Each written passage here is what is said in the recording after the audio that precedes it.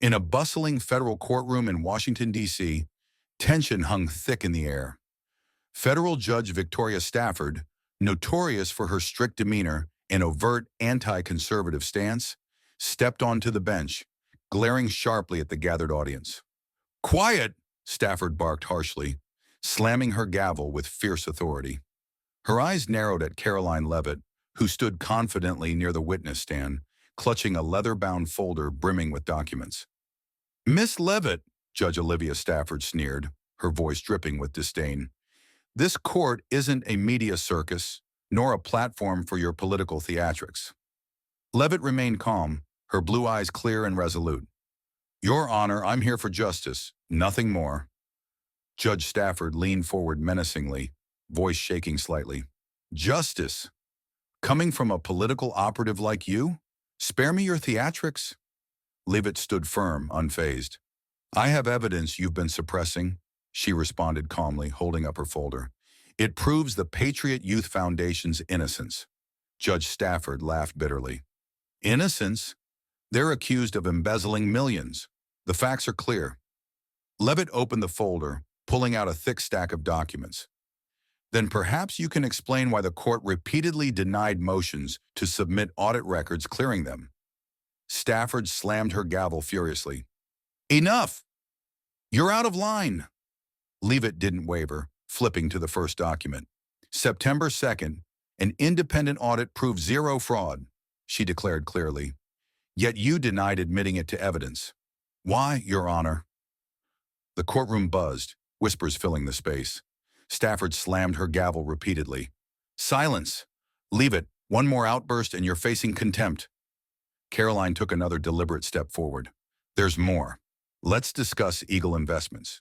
Ring a bell, Judge Stafford?" Stafford froze, her face paling momentarily.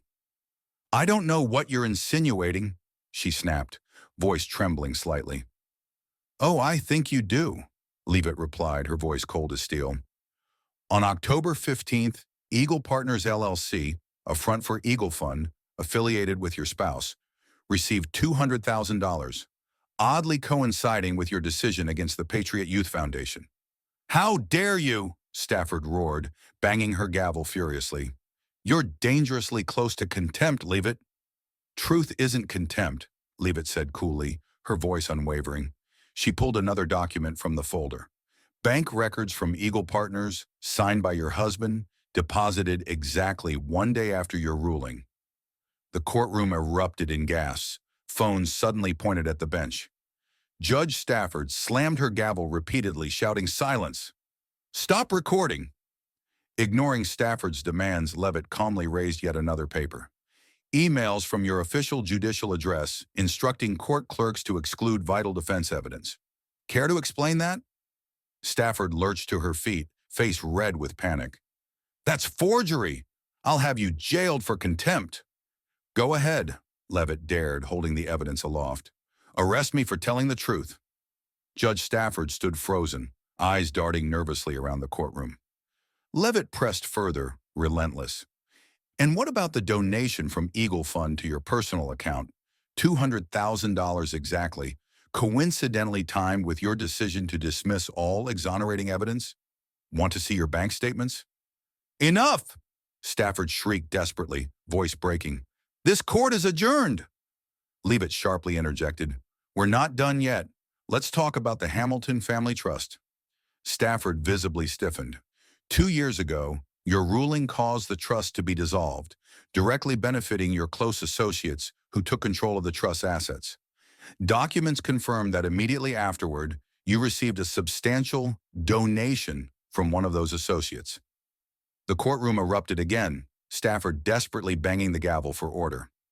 One by one, Leavitt pulled out more cases, this time detailing them in full. The Brooks pharmaceutical fraud. Stafford personally delayed a fraud investigation against the pharmaceutical giant Brooks Pharma, a company accused of covering up harmful side effects of its medication. The company later funneled $300,000 into a family trust linked to Stafford. The Valencia Water Project, a major scandal where funds allocated to improve water systems in underprivileged areas disappeared after Stafford ruled against an independent audit.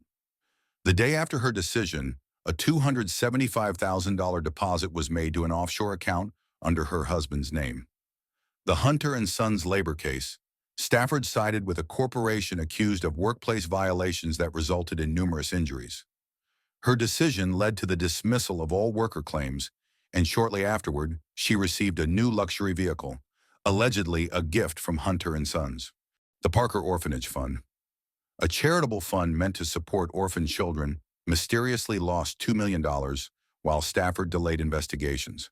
A property linked to Stafford was later purchased with money traced back to these missing funds. The Moreno tax evasion case.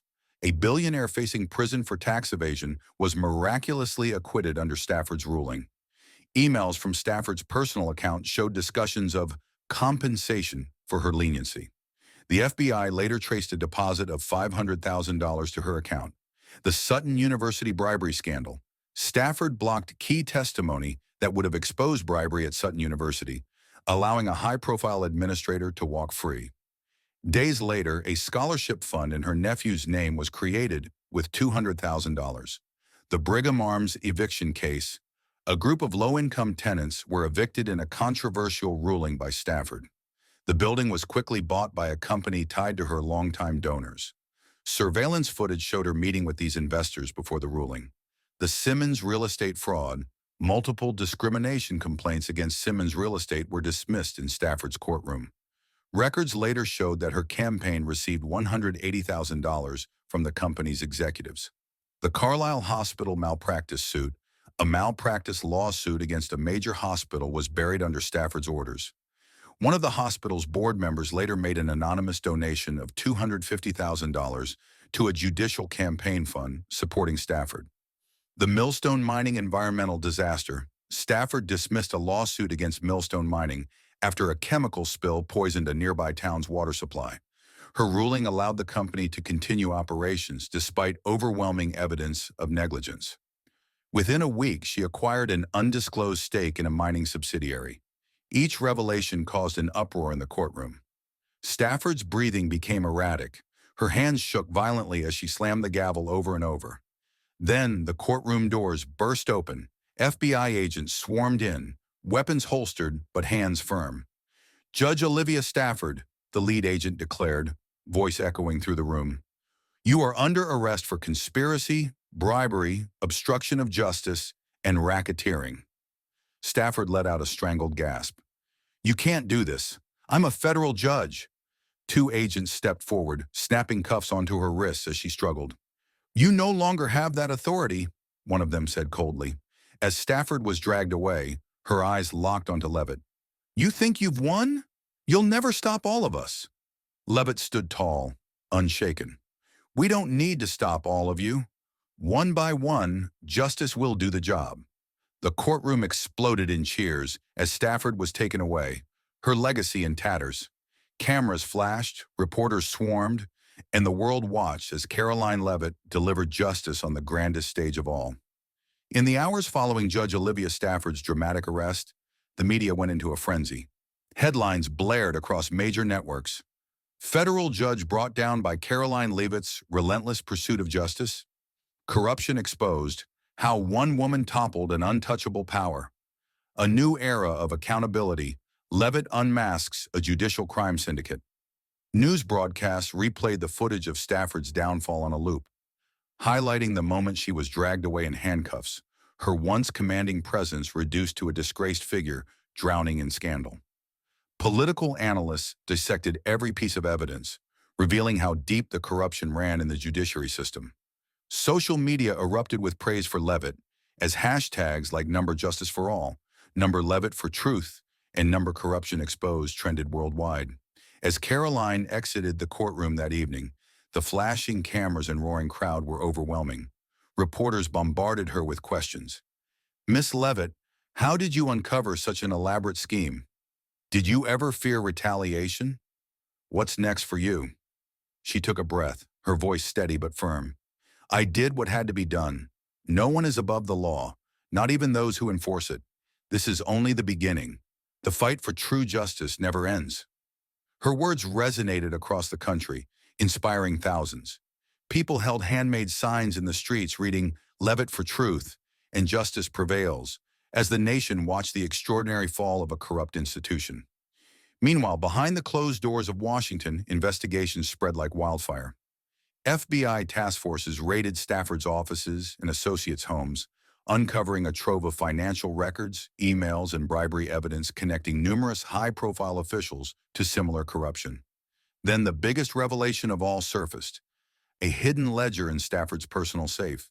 It contained names, dates, and transactions implicating over a dozen federal judges, prominent attorneys, and corporate executives. Days later, in an emergency press conference, the Attorney General addressed the public. "The corruption uncovered in Judge Stafford's courtroom is just the tip of the iceberg. We are launching a full-scale federal investigation into judicial misconduct at the highest levels. Those who abuse their power will face the full weight of the law." Karoline Leavitt had not just taken down one judge. She had exposed an entire network of corruption. Her name became synonymous with courage and accountability. Talk show hosts called her a modern-day crusader, and political commentators speculated on whether she would one day run for office. 1 week after the trial, Time magazine featured her on their cover, "The Woman Who Brought Down a Corrupt Empire," a powerful black-and-white portrait of her adorned newsstands across the country, her determined gaze capturing the spirit of change sweeping through the nation. Yet despite the praise, Karoline remained focused. She continued working with investigative teams, determined to root out every layer of corruption exposed by Stafford's trial. When asked how she felt about her newfound fame, she simply replied, "I didn't do this for recognition.